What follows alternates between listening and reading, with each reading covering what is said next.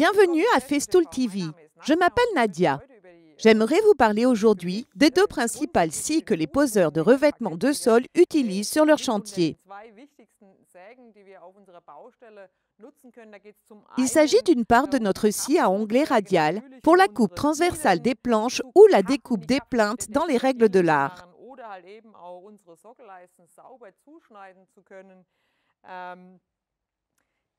Je vais vous décrire rapidement les différentes fonctions.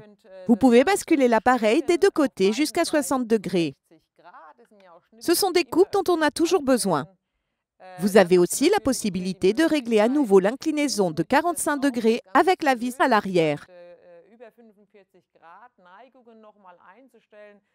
Cela vous permet de faire une belle bordure avec une coupe à 45 degrés. Pour obtenir un résultat esthétique, comme dans le cas des escaliers ouverts ou des paliers. Ce que je trouve très bien, c'est que nous avons installé ici, sur le côté, des rallonges qui nous offrent une meilleure surface d'appui. Et puisque nous parlons de surface d'appui, il est bon à savoir que nous pouvons utiliser ici encore une surface d'appui supplémentaire. Cette machine est tellement haute qu'elle est parfaitement adaptée à la scie MFT.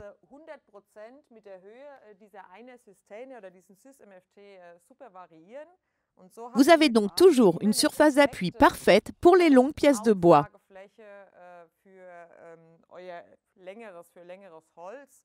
Autrefois, j'utilisais ma jambe pour stabiliser du mieux que je le pouvais. Ici, ce n'est plus nécessaire. Je n'ai plus besoin de fabriquer des supports. Vous pouvez l'utiliser des deux côtés, c'est vraiment une solution géniale. Et si nous voulons maintenant effectuer une coupe, nous constatons ici que nous disposons d'un projecteur.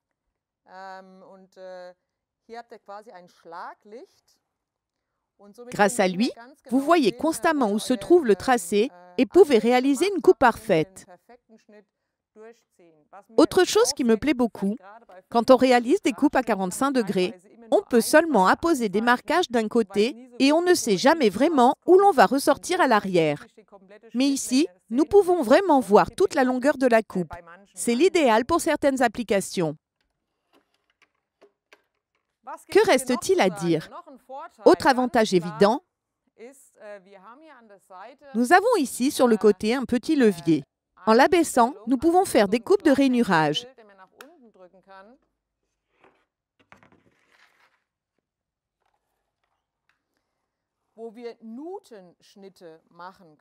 Dans quel cas en avons-nous besoin?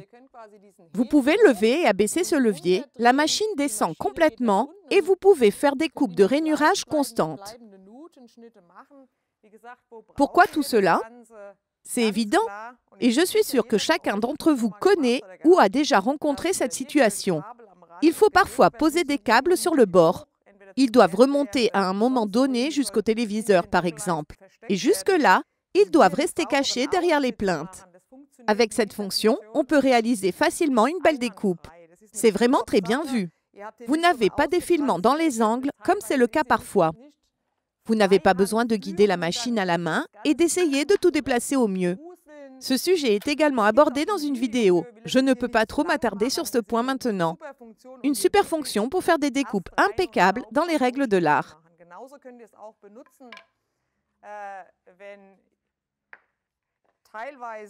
Nous pouvons aussi l'utiliser quand le sol est plus haut sur le bord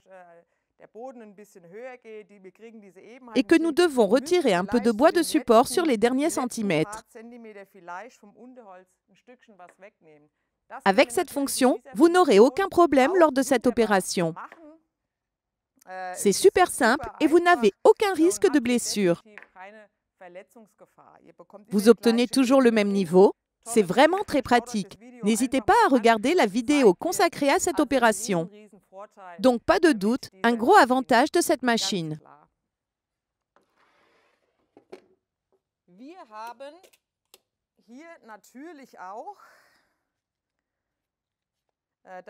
Bien sûr, étant donné que nous utilisons ce projecteur, nous avons aussi une fausse équerre qui nous permet de relever l'angle extérieur. C'est vraiment super comme solution pour les parquets.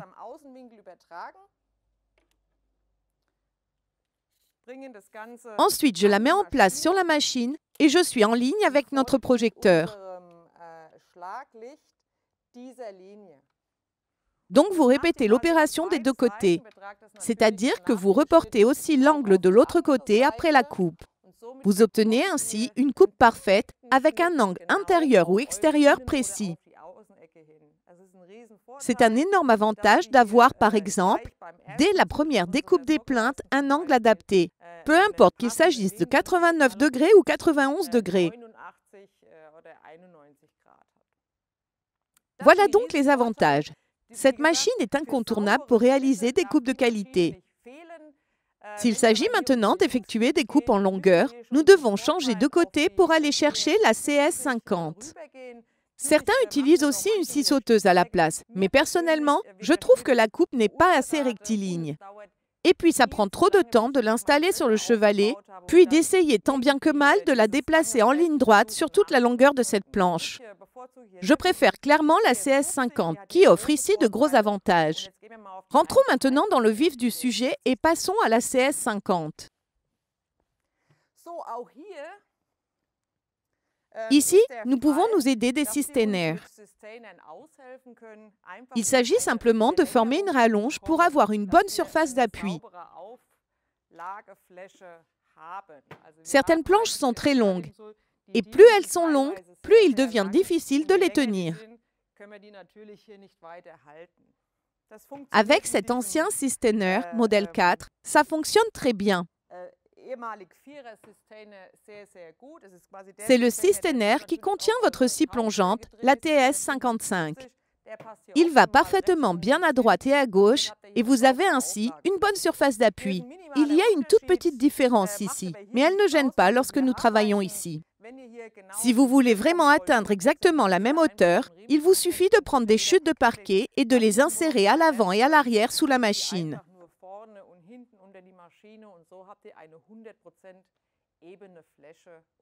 Et vous pouvez vraiment déplacer sans problème votre caisse.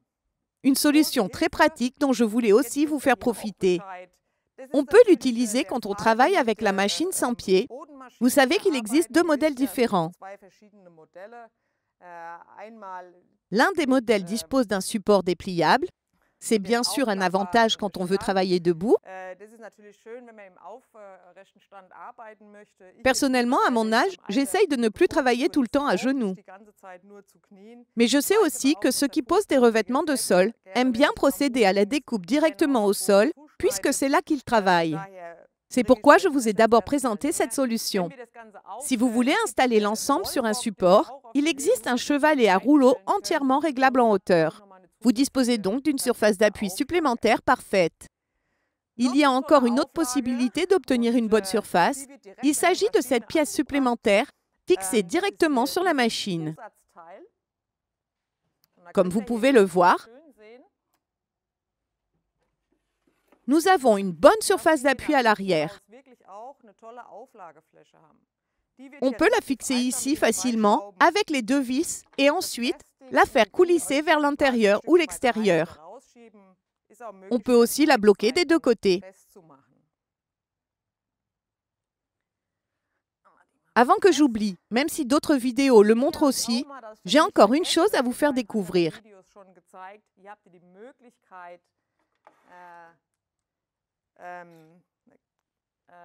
Vous avez ici la possibilité d'ajouter des serre-joints pour fixer la pièce que vous travaillez. C'est particulièrement pratique quand on veut faire des coupes avec des pièces en aluminium. Vous pouvez facilement bloquer votre pièce, elle est parfaitement maintenue en place. J'utilise ici une butée angulaire encliquetable, comprise dans les éléments fournis. Je l'ai maintenant réglée sur 45 degrés pour effectuer une coupe à 45 degrés. Ici, vous pouvez le voir, j'ai amené un curseur de butée conçu pour les CS50 et les CS70.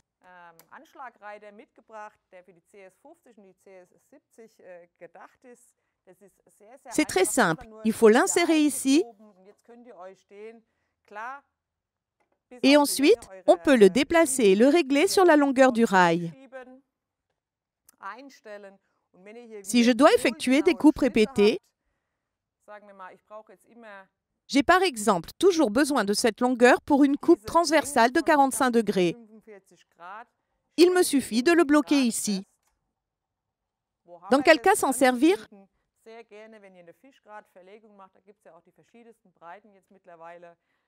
Si vous effectuez une pose en chevron, vous avez des largeurs extrêmement variées et généralement, vous avez toujours les mêmes longueurs pour les coupes transversales.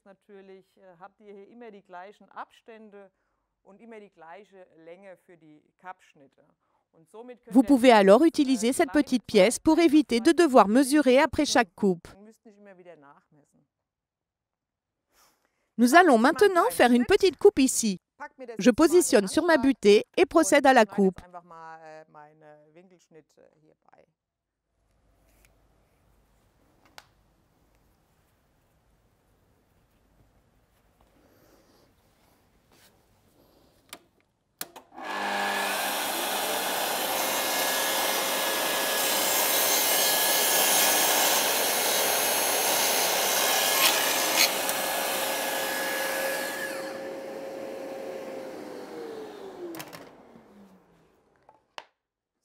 Une coupe de qualité, une solution parfaite.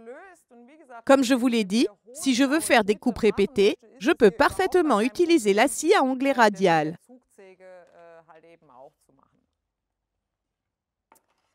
Maintenant, nous avons vu que nous pouvons faire de bonnes coupes transversales. Mais bien sûr, cet appareil a aussi de tout autres avantages. Nous pouvons aussi faire toutes nos coupes en longueur sans aucun problème.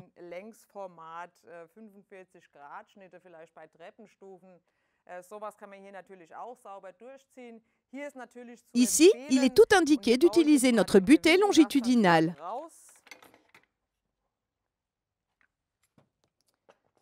Pour cela, je démonte la butée angulaire encliquetable et la rallonge.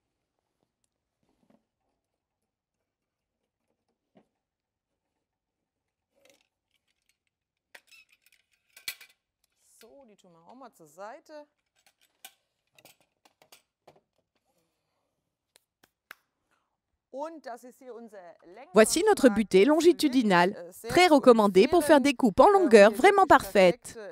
S'il n'est pas possible de faire autrement, on peut bien sûr faire des coupes en longueur avec la butée angulaire encliquetable. Mais pour une coupe vraiment impeccable, je préfère cette solution. Quand on coupe des marches à 45 degrés, il faut que les coupes soient parfaites. Je recommanderais alors clairement la butée longitudinale. Voilà, je vais l'installer.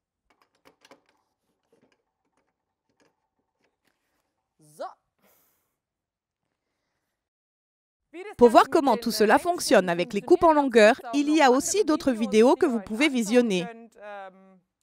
J'ai encore un tout petit conseil à vous donner pour la pose en chevron.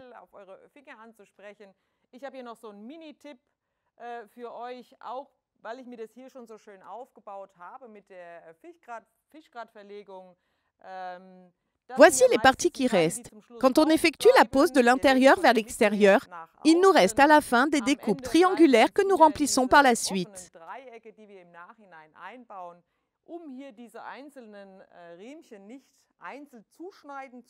Pour ne pas devoir découper une à une ces parties, je peux vous recommander de faire un gabarit avec un ruban de masquage. Vous copiez la forme ici, puis vous pouvez mesurer chacune des deux longueurs avec un mètre ruban et les reporter ici avec un trait de crayon. Il y a autre chose qui serait très utile ici. Je vais vous le montrer sur une surface propre, avec la scie circulaire et le rail de guidage.